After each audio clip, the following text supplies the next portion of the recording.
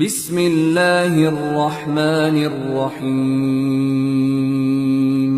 அலிஃப் லாம். இந்த உம்மத்திலேயே சிறந்தவர்கள் சஹாபாக்கள்.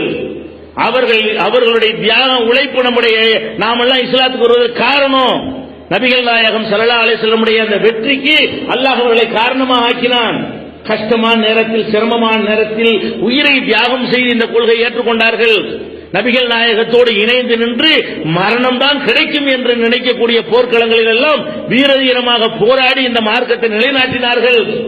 அப்படி பொருளை, சொத்து சுகம், வீடு வாசல்லாம் விட்டு விரட்டப்பட்டும் கூட இந்த கொள்கைக்காக எனக்கு இந்த சொத்து சுகம், வீடு வாசல் வேண்டாம் என்று நபிகள் நாயகம் ஸல்லல்லாஹு அலைஹி வஸல்லத்துக்கு பின்னால புறப்பட்டார்கள்.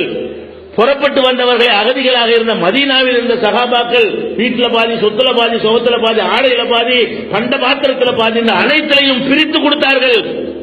இப்படி வந்து தியாகம் செய்த அந்த சஹாபாக்களை இந்த உம்மத்திலேயே சிறந்தவர்கள் என்று நாங்கள் மதிக்கிறோம். இந்த உம்மத்திலேயே சஹாபாக்களுடைய இடத்தை எவனும் அடைய முடியாது. இது வேற வாய், அது வேற, அது நாரவாய்மான்கள்ல அந்த மாதிரி, அது நாரவாய். இவங்கள்ட்ட கேட்டா நாங்க திட்ட தெரியும், நாங்க திட்ட மாட்டோம், அதான் திட்டிக்கிட்டு இருக்க. வேற ஒவ்வொன்றுக்கும் ஒவ்வொரு பேரு. இதுக்கு எங்களுக்கு சம்பந்தம் இல்லை, அதுக்கும் எங்களுக்கும் சம்பந்தம் இல்லை, அது வேற, இது வேறமா, எல்லாம் ஒண்ணுதான். இப்படி இதுதான் அயோக்கியத்தனத்துக்கு அளவுகோல். கேட்டா எங்களுக்கும் அதுக்கும் சம்பந்தம் இல்லைம்பாங்க. ஒருத்தருக்கும் ஓடுகிறது.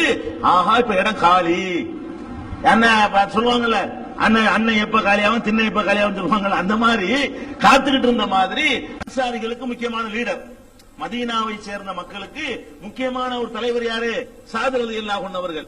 அவர் வீட்டுல எல்லா அசம்பிள் ஆகிறாங்க, அவ்வளவு அன்சாரிகள் பூரா ஒன்னா சேர்ந்து மசூரா. என்ன மசூரா? விடக்கூடாது, நம்ம ரசூலுல்லாஹ் விஷயம் வேற, அவங்கள நம்ம ஜனாதிபதியை ஏத்துக்கிட்டோம், அவங்களுக்கு பிறகு இந்த வெளியூர்ல இருந்து வந்தவங்களை விட்டுறக்கூடாது. எப்படி பிளான் பண்றாங்க?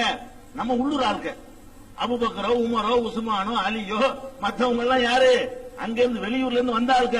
போனா போன்னு சோத்த கொடுத்தோம், போனா போன்னு தங்கருக்கு அடைக்கலம் கொடுத்திருக்கிறோம், ஆட்சியும் கேட்டிருக்க பிளான் பண்றாங்க, விடக்கூடாது என்கிற மாதிரி பனு சாயிதாவுடைய இடத்துல போய் கூடி, சாத் இப்னு உபாதாவுடைய தலைமையில கூடி அவங்க ஒரு பிளான் பண்றாங்க. இங்க தெரியுது முஹாஜிர்கள்ல அவங்களுக்காவது அப்படி போய் ஒற்றுமை, முஹாஜிர்கள்ல ஒற்றுமை வரல. வெளியூர்ல இருந்து வந்தவங்களுக்கு என்ன வரல? பொதுவா வராது. அந்த ஊர்காரன் அப்படி கரெக்டா ஒண்ணு சேருவான். வெளியூர்ல இருந்து வந்து குடியேற போனவங்க பாருங்களேன், அவன் ஒன்று சேர கொஞ்சம் கஷ்டம். அவனை ஒருங்கிணைக்க, அவனுக்கு இழக்கிறது ஒன்றும் இல்ல. உள்ளூர்காரன் இழப்பு மாதிரி தெரியும்.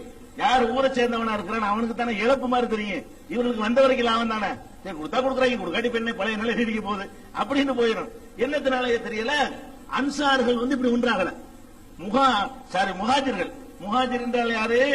மக்காவில இருந்து வந்து அகதியா வந்தாங்கல்ல, அவங்கள முஹாஜிருமோ.